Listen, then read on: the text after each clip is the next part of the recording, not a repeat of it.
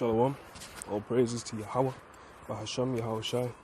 Double honors to the elders and apostles, a great millstone that rule well and labour in this word and doctrine, and shalom to the elect. So we're starting this off in Matthew the 7th chapter. It says, "Judge not, that ye be not judged." And of course we understand there's very many places that talk about doing righteous judgment, or the saints judging, or he that is spiritual judging all things. But this is concerning whatever judgment you're judging. Well, it says it in the next verse, so I'll just get it as that. I can't do it any better than the scripture does. So Matthew 7:2, "For with what judgment ye judge, ye shall be judged, and with what measure ye meet, it shall be measured to you again." So you can't expect, if you're pointing things out or trying to say, well, you're doing this, you're doing that. Of course it's scriptural for someone to say, well, what about what you're doing? Okay, and pointing, if the finger you're pointing, they even have that saying in the world. However, what do they say? Like if you point one finger, there's about 7 fingers pointing back. I don't know if that's the exact number, but there's a complete amount of fingers pointing back to you, meaning whatever thou doest, or whatever thou sayest, of course it's going to be analysed and seen, well, do you measure up to that? Do you measure up to the standard you're pushing out, and saying, well, you have to do it like this, you have to do it exactly like this, and if you do it exactly off, if you do it completely different to what you just put forth as what a brother should do, of course that's going to be measured unto you again. And that's a biblical concept.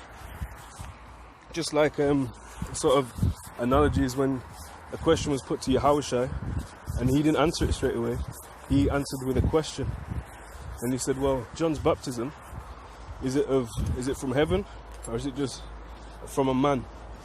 And the Pharisees, they couldn't work it out. They went, well, if we say this, then he's cut us, and if we say this, he's cut us. So they had to end up saying, well, I don't know. And he said, well, neither tell I you by what authority I do these things. So he was really, well, he'd already discerned their spirit, but he was just proving, he was measuring that back to them. Well, you asked me a question, well, can you answer this? And that's righteous, that's not unrighteous, that's not going off. Matthew 7, I'll read 7:2 again. "For with what judgment ye judge, ye shall be judged, and with what measure ye meet, it shall be measured to you again." Again, that's a scriptural, that's a biblical concept. It's not, don't think some strange thing has happened to you when you're tried in that. So Matthew 7:3, "And why beholdest thou the mote that is in thy brother's eye, but considerest not the beam that is in thine own eye?" So when your brother's got a little thing, even a little bit of leaven, but you've got a whole heap of leaven, well, with whatever you're saying, well, you did this wrong, and you did that wrong, and this wrong, and this wrong, and this wrong, and that wrong, and this wrong. And of course they're going to go, well, what about you? What about you? This truth is all about self-examination. Okay, so of course you take that on board, and you just keep it moving. That's how you have to be. And if someone identifies that, then you have to hold your hand up and be sincere about it, not try and dodge it or whatever. But Hamashiach wasn't dodging it. He could have had the answer. He had the answer. His communication was yea and nay. He'd already expounded and he's made it very clear by the authority that he did it. He was the son of Yahawah, and that was very clear throughout his whole ministry. So sometimes people just want to tempt you. The Pharisees just wanted to tempt Yahawashi, and if we bear his name, and if we come in his name, then the world cannot hate us, but it rather hates Yahawashi. It hates his word. Like if you had to quote the Bible to a wacky-talkie Christian, they'll say, well, you're judging me. What are you trying to say?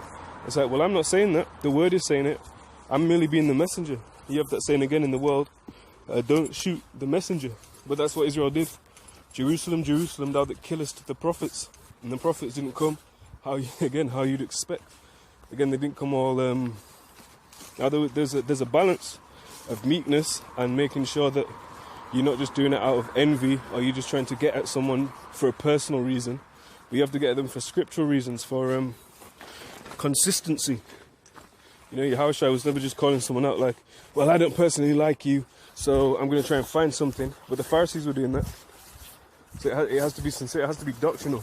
This thing, it can't be personal. Like, that's carnal when it comes to this. some people struggle with the idea that the prophets would ever rebuke, reprove, or anything like that. So how you expect the how you expect the messengers to present it might not be, and that goes for everyone. However you expect a message to be delivered, it might not necessarily be the way it was delivered. They didn't expect Yahawashi to come back as a lamb. Okay, they expected him, and they're saying even in Acts, the 1st chapter and the 6th verse, well, when are you going to restore the kingdom again to Israel? Proving that what they knew the prophecy, they just didn't understand the order of prophecy. Whereas Yahawah says the oops doctrine. But even that, he's saying, well, because it says this, and it also says this, something. Whereas we say, no, there's an order to things. Just like the curses would be upon us for a sign and a wonder, and upon thy seed forever. But then Yahawashi would come and redeem us from that, and we'd have a kingdom forever, even forever and ever. Well, is that an oops doctrine, or is it just order to prophecy?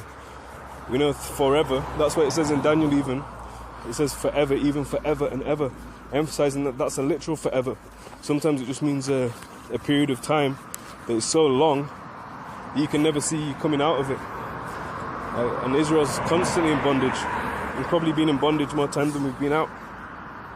But Matthew 7:3, and why beholdest thou the mote that is in thy brother's eye, but considerest not the beam that is in thine own eye? It says, or how wilt thou say to thy brother, let me pull out the mote out of thine eye, and behold, a beam is in thine own eye? So how can you say, yo, let me just sort out, you've got a little problem here, but you've openly manifested a massive problem? Then who's in a better position to help who? Of course, you need to purge out it on both sides, but there's an order to things. There's an order to things.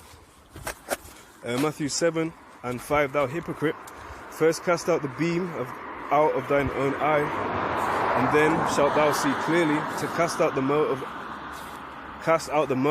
out of thy brother's eye. So exactly, once you've done that, once you've purged it out, then you're in a position. Now you're in the position to say, well, look at this. Have you considered this? All of these things. But if you're bearing all of the faults that you're accusing or trying to point out at them, well, what does that mean for you? If you can identify it in someone else, why can't you identify it in yourself? You have to apply these things to yourself first. You have to get yourself right first. You can't preach, yo, brother, don't eat pork, and all you're doing is eating more pork than him. Well, that doesn't make sense. That's a stage actor, a hypocrite. And that's leaven. The leaven of the Pharisees. And certain that was their hypocrisy. Alright, but we'll leave that. Matthew 7:6. Give not that which is holy unto the dogs, neither cast ye your pearls before swine, lest they trample them under their feet, and turn again and rend you. And even in Israel, you'd have, what? You saying I'm a dog? What the hell? We all Israel. Well, that doesn't make sense. Well, who was he talking about? Was he saying, well, don't cast it before the other nations? Even there's dogs on here. There's certain ones that were called vipers, generation of vipers. They were Israelites. So all of the Hebrew Israelites are not one body. In the kingdom they will be. But on this side, as we always say, it's about the elect. So we're going to go into a study of the English word hypocrite here, and then we'll get where it comes from in the Greek. But bear with me, I'll just climb this thing. So here we go. So you've got Job 8:13.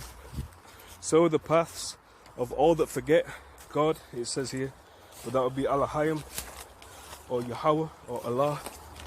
So are all the paths of all. In fact, 1 minute. Right, Shalom, Salakia. Kahala Yahawah, bahasham, Yahawashi. So we're in Job 8:13. It says, so are the paths of all that forget halalyam, and the hypocrite's hope shall perish. And I think that's Bildad, the Shuhite. Yeah, so that's one of Job's friends. You have Job. Job goes into a lot. Job 13:16. He also shall be my salvation, for an hypocrite shall not come before him. 15:34. For For the congregation of hypocrites shall be desolate, and fire shall consume the tabernacles of bribery. 17:8 Upright men shall be astonished at this, and the innocent shall stir up himself against the hypocrite. 20:5 That the triumphing of the wicked is short, and the joy of the hypocrite but for a moment. Let's get that in context. I think it's 4. It says, Job 20:4, knowest thou not this of old, since man was placed upon earth, that the triumphing of the wicked is short, and the joy of the hypocrite for a moment. Just like Esau's kingdom is for a moment, but our kingdom, the children of Israel, how do you say, Banya Yasharala or Banai? I'm not actually sure about that. I'd have to look into that. But our kingdom will be forever, man. Job 27:8 says, for what is the hope of the hypocrite, though he hath gained, when halalyam taketh away his soul? Again, talking about your riches, where should they be stored up? In heaven, man, where neither moth nor dust doth corrupt. 34:30, that the hypocrite reign not, lest the people be ensnared. 36:13, but the hypocrites in heart heap up wrath, they cry not when he bindeth them. We're meant to be of a contrite spirit. We're meant to be calling out and crying, as it's Revelation 6, talking about avenging them that have shed the blood of the innocent. Also in Luke the 18th chapter, talking about the men should always pray, or always to pray. That's the point of that parable. Proverbs 11:9, an hypocrite with his mouth destroyeth his neighbour, but through knowledge shall the just be delivered. So that's how, through the knowledge of the truth, ye shall know the truth, and the truth shall make you free. What? Free from death, free from these corruptible bodies, and we shall all be changed. Yeshaya 9:17, therefore the Lord shall have no joy in their young men, neither shall have mercy on their fatherless and widows. For every one is an hypocrite and an evildoer, and every mouth speaketh folly. For all this his anger is not turned away, but his hand is stretched out still. And people are going to this to well, there's a lot of places, again, wacky-tacky Christians would go. Let's try and find the way it says it talks about Yasharala. Right, Isaiah 9:8, the Lord sent a word into Jacob, and it hath lighted upon Israel. And it talks about Ephraim, Apariam, was Samaria. There was a basically it's like there's not one righteous. Well, was not Yahawashi righteous? You can say he wasn't good, but he was the first spirit created, and he was without guile, without sin. And also, it says Romans 3:3 or 3:4. Every man is a liar. What was Yahawashi a liar? Were the disciples liars? Were the apostles liars? Do you know what I mean? So it's a lack of discernment or intentional misuse of the script, and that's a serious transgression. Isaiah 33:14, the sinners in Zion are afraid. Fearfulness hath surprised the hypocrites. Who among us shall dwell with the devouring fire? Who among us shall dwell with everlasting burnings? Matthew 6, this is where you get the Lord's Prayer, Palal Adawan, or Adawan Palal, however you want to say it. Matthew 6:2, therefore, when thou doest thine alms, do not sound a trumpet before thee, as the hypocrites do, in the synagogues and in the streets, that they may have glory of men. Verily I say unto you, they have their reward. Matthew 6:5, and when thou prayest, thou shalt not be as the hypocrites are, for they love to pray standing in the synagogues and in the corners of the streets, that they may be seen of men. Verily I say unto you, they have their reward. And that's Jake, all in the churches, singing and dancing and wooking up themselves on a Sunday, but all throughout the week they're not even considering, they're not even meditating upon that. And even in church they're not meditating upon it. It just looks good, it feels good, It's sort of all their family, their friends are there, so they feel like, oh yeah, look how holy I am, man. 6 and 16. Moreover, when ye fast, be not as the hypocrites, and of a sad countenance, for they disfigure their faces, that they may appear unto men to fast. Verily I say unto you, they have their reward. So when you're doing it, like you have what do you have in Ramadan? You have a lot of Muslims that might be like, oh, I'm fasting today, man. It's so difficult. Well, you know, well, according to Hamashiach, I don't know what the Quran says, and I don't really care to find out. But Hamashiach says, however you are going about, you shouldn't be appearing unto men. Like no one should be able to look at you and go, oh yeah, that brother's fasting. You know, you might be sort of down in your countenance if you're not used to it, but that's where it comes up, and practicing that and putting it into practice and being to the point where when you fast, yo, you might as well have eaten that day for as well as what do they say? For all I know, for all other people know, you shouldn't even be fasting. You could have just eaten a massive meal at lunchtime, and they'll be like, this guy's got energy, man. You're not necessarily going to be bouncing around because it's quite a solemn thing. But the whole point is people shouldn't be able to look upon your countenance and be like, yeah, that guy's definitely fasting, man. How holy is he? Or even if they do, you shouldn't be going out of your way to do that. You know, you should do what you can to conceal it. Like, let not your right hand know what your left hand doeth. And, well, vice versa. All things in terms of that, in fact. Let's get that. Matthew 6 and 19, it says, lay not up for yourselves treasures upon earth, where moth and rust doth corrupt, and where thieves break through and steal. And even a treasure upon earth is not a carnal treasure, but the praise of men. That's something that you can have, you can try and get upon earth, and that verily you have your reward, or your consolation.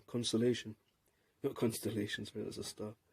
Matthew 6 and 20, but lay up for yourselves treasures in heaven, where neither moth nor rust doth corrupt, and where thieves do not break through nor steal.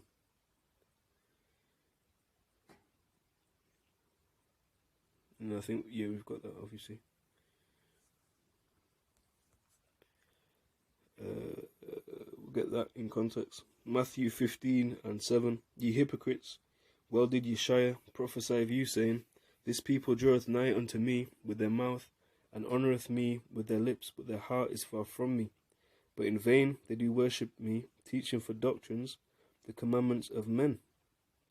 And that's when you had certain elders, traditions that weren't, they were, it's not, because I believe Paul talks about tradition, if I'm not mistaken.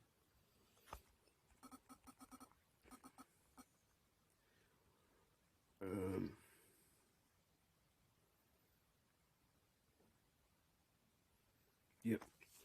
So Colossians 2 and 8, beware lest any man spoil you through philosophy and vain deceit, after the tradition of men, after the rudiments of the world, and not after Mashiach. So you had certain traditions that were coming in, and they weren't just, they actually transgressed either the law or the intent of the law, to the point where they were making the law, or they couldn't make it ever void, but they were making their worship void. Okay. But also you have 2 Thessalonians 2 and 15, therefore, brethren, stand fast and hold the traditions which ye have been taught, whether by word or our epistle. So not all traditions are wicked. Before people go, well, you might have a certain tradition, or you Israelites have this, you black Hebrew Israelites, you do this, and this is not a... Well, not all traditions are bad. But where it says here, it says, but in vain they do worship me, teaching for doctrines the commandments of men. So that becomes their doctrine when there's only one true doctrine, which is the doctrine of Yahawashi. So 2 Thessalonians 2 and 15, wherefore, brethren, stand fast and hold the traditions which ye have been taught, whether by word or our epistle. You also have 2 Thessalonians 3 and 6, now we command you, brethren, in the name of our Lord Yahawashi Mashiach, that you withdraw yourselves from every brother that walketh disorderly, and not after the tradition which ye received of us. So you're bucking up against the Pauline epistles, and that's a lot of Quranic doctrine. Goes against that, like Paul will talk about how the Ishmaelites are not the children of Yahawah. They're rather the children of the flesh in Romans the 9th chapter. Well, you're not accepting the tradition received of Paul, or that you received. We'll get the word hypocrite.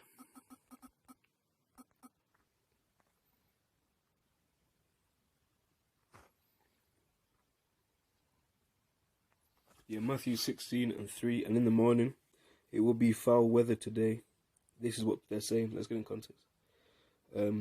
Matthew 16:1. The Pharisees also with the Sadducees came, and tempting desired him that he would shew them a sign from heaven. He answered and said unto them, when it is evening, ye say, it will be fair weather, for the sky is red. And in the morning, it will be foul weather today, for the sky is red and lowering. And lowering. O ye hypocrites, ye can discern the face of the sky, but can ye not discern the signs of the times? And Yahawashi, he was a great sign of what time it was. It was the last day. In these, it's either end day or last day. It talks about in Hebrews. Hebrews 1:2. Hath in these last days spoken unto us by his Son, whom he hath appointed heir of all things, by whom also he made the worlds. And that's a good witness for John 3:16, at least if you're in the KJV, that there's not only one world, because they'll talk about, the world. Well, is there only one world in the Bible? That's a good line of reasoning to go through. Again, we're talking about how Yahawashi knew all men and could discern them. Matthew 22:15. Then went the Pharisees and took counsel how they might entangle him in his talk. And they sent out unto him their disciples with the Herodians, saying, Master, we know that thou art true, and teachest the way of Yahawah in truth. Neither carest thou for any man, for thou regardest not the person of men. And they were trying to butter him up in it with smooth words, and they weren't trying to say, well, I think you're about to go off, so I'm going to tell you this. And there's a difference between being humble and being how would you say, being gentle, and that's the word, delicate. Being delicate with a brother, and making sure you're not just going out your way again to just be rude, and by that you mean just disrespectful or whatever, and getting on him for a personal reason, and then trying to suck up. There's a complete. You have to be able to discern that as well. When someone, you think, oh, this brother is so kind, man. But really, he's just trying to butter you up. Because when you get the word, it discerns the thoughts and intents of the heart. Right, so Matthew 22 and 17. Tell us therefore, what thinkest thou? Is it lawful to give tribute unto Caesar or not? And that's when people don't think you've got the correct doctrine, but they'll still ask you a question like, I think, what do you think about this? But inwardly they're like, this guy doesn't know. Well, just say that. It's a lot easier just to be up front about it, innit? And you can still be up front and be delicate. Okay? Matthew 22:18. But Yahawashi perceived their wickedness and said, Why tempt ye me, ye hypocrites? And he came back. He said, well, you basically... he realized exactly what they're trying to do. You're basically coming up to me to try and be all crawling and sneaking and trying to come with smooth words, but you're trying to tempt me. Alright, you're not trying to ask out a sincere answer or prove to me where I've erred so I can further improve. You're actually just trying to be a damn hypocrite. So you've got Matthew 23:13. Woe unto you, scribes and Pharisees, hypocrites! For ye shut up the kingdom of heaven against men. For ye neither go in yourselves, neither suffer ye them that are entering to go in. The next verse, woe unto you, scribes and Pharisees, hypocrites! For ye devour widows' houses, and for a pretense make long prayer. And that's what it talks about, making much speaking. Well, let's just finish that. Where is it? And for a pretense make long prayer. Therefore ye shall receive the greater damnation. Let's just skip back to the 6th chapter, because it talks about not making a lot of different, diverse... What does it say about a multitude of words? Matthew 6 and... Well, let's get that. Matthew 6:3, because I did quote it earlier. And I got waylaid by the other thing I quoted about, the heaven, or the where your riches are, Salaki. Matthew 6:3. But when thou doest alms, let not thy left hand know what thy right hand doeth, that thine alms may be in secret, and thy Father, which seeth in secret, shall reward thee openly. And it says, Matthew 6:7. But when ye pray, use not vain repetitions as the heathen do, for they think that they shall be heard for their much speaking. So making long prayer, or for a pretense, making long prayer. Matthew 23:15. Woe unto you, scribes and Pharisees, hypocrites, for ye compass sea and land to make one proselyte, and when he is made, ye make him twofold more the child of hell than yourselves.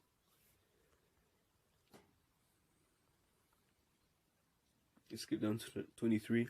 Woe unto you, scribes and Pharisees, hypocrites, for ye pay tithe of mint and anise, I think it's anise or anise, and cumin, and have omitted the weightier matters of the law, judgment, mercy, and faith. And they're all there. Well, there it says the weightier matters. These ought ye to have done, and not to leave the other undone. So that's what you should have done. 25.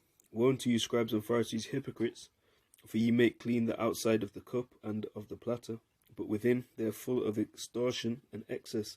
And then again that goes into, I think it's Romans 2:28-29, where it talks about being a Jew inwardly rather than outwardly. And that'll be making clean the outside of the cup. I'll read them last two quickly. Matthew 23:27, and then I'm going to read 29.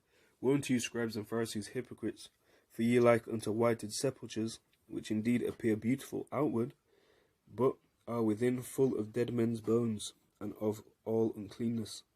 Woe unto you, scribes and Pharisees, hypocrites, because ye build the tombs of the prophets, and garnish the sepulchres of the righteous. Matthew 24:51, and let's get in context. Matthew 24:50. The Lord of that servant. Oh no, sorry. Matthew 24:48. But, and if that evil servant shall say in his heart, my Lord delayeth his coming, so if you're not trying to hasten the day, my Lord delayeth his coming, and shall begin to smite his fellow servants, and to eat and drink with the drunken, the Lord of that servant shall come in a day when he looketh not for him, and in an hour that he is not, when he looketh not for him, and in an hour, and shall cut him asunder, and appoint him his portion with the hypocrites. There shall be weeping and gnashing of teeth. And that's talking about within Israel. See, sometimes we get fixated on the other nations or Christianity and all of that, but even in the so-called truth, that's going to be the case. Matthew 7:6, he answered and said unto them, Well hath Isaiah prophesied of you hypocrites, as it is written, This people honoureth me with their lips, but their heart is far from me. Luke 6, we've read already in Matthew, so I'll just leave that on screen. It's pretty much the same. Matthew 11:44, Matthew 12:56. So it's on screen. I'm not going to read it. I'll read this though. Luke 13:15. The Lord then answered him and said, Thou hypocrite.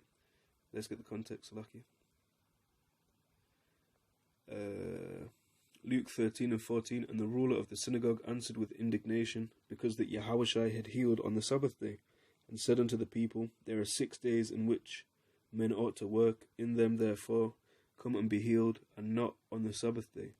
The Lord then answered him and said, Thou hypocrites, doth not each one of you on the Sabbath loose his ox or his ass from the stall, and lead him away to watering? And then we'll get the Greek word.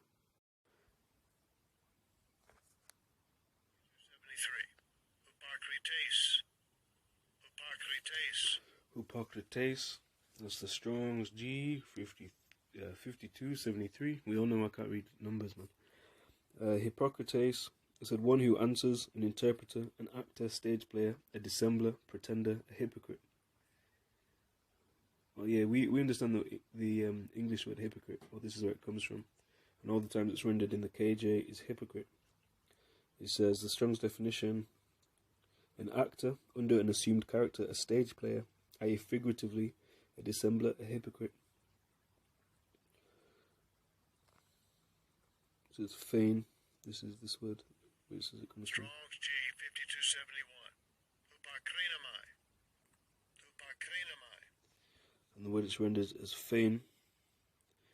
Luke 20:20, and they watched him and sent forth spies, which should feign themselves just men, that they might take hold of his words, that so they might deliver him unto the power and authority of the governor. Just check that. That was actually the root word. Yep. Okay.